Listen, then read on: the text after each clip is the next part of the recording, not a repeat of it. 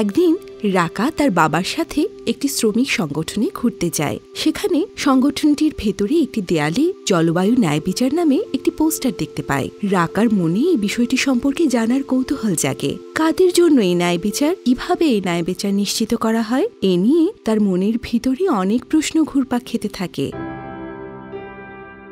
বাবা, জলবায়ু ন্যায় বিচার কি?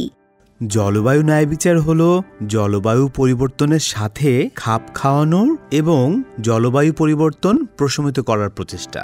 এটি জলবায়ু পরিবর্তন প্রশমনের অর্থনৈতিক নিশ্চয়তা প্রদান করে, পাশাপাশি মানবাধিকার, সমষ্টিগত অধিকার, ন্যায় বিচার এবং জলবায়ু পরিবর্তনের জন্য দায়ী রাষ্ট্রগুলির দায়বদ্ধতা নিশ্চিত করে। রফিক সাহেব, এই ব্যাপারে আমার মেয়েকে একটু বুঝিয়ে বলবেন?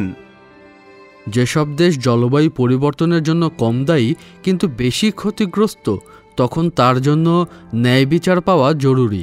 এক্ষেত্রে ক্ষতিগ্রস্ত দেশগুলোকে লস অ্যান্ড ড্যামেজ ভিত্তিতে ক্ষতিপূরণ প্রদানের মাধ্যমে ন্যায় বিচার প্রতিষ্ঠার প্রতিশ্রুতি রয়েছে।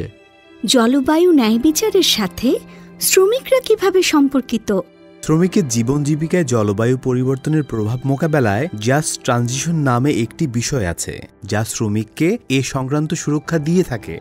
জাস্ট ট্রানজিশন কি? জীবাশ্ম জ্বালানি নির্ভর অর্থনীতি থেকে নিম্ন কার্বন নিঃসরণ এবং টেকসই অর্থনীতির দিকে আমাদের যে অগ্রযাত্রা, তা হচ্ছে রূপান্তর। এবং এই রূপান্তরের যাত্রাটা যদি মানবাধিকার, শ্রম অধিকার, সমতা ও ন্যায্যতাকে নিশ্চিত করে হয়, তখন এটিই হচ্ছে ন্যায্য রূপান্তর বা জাস্ট ট্রানজিশন। এটি এমন এক ধরনের সুষ্ঠু ব্যবস্থাপনা যা শোভন কাজের লক্ষ্য ও উদ্দেশ্য বাস্তবায়ন, সামাজিক অন্তর্ভুক্তিকরণ, দারিদ্র্য দূরীকরণ এবং জলবায়ু পরিবর্তনজনিত প্রভাবের সাথে খাপ খাইয়ে নিতে জনগণকে সহযোগিতা করে। শহীদ ভাই, আপনি কি বলেন?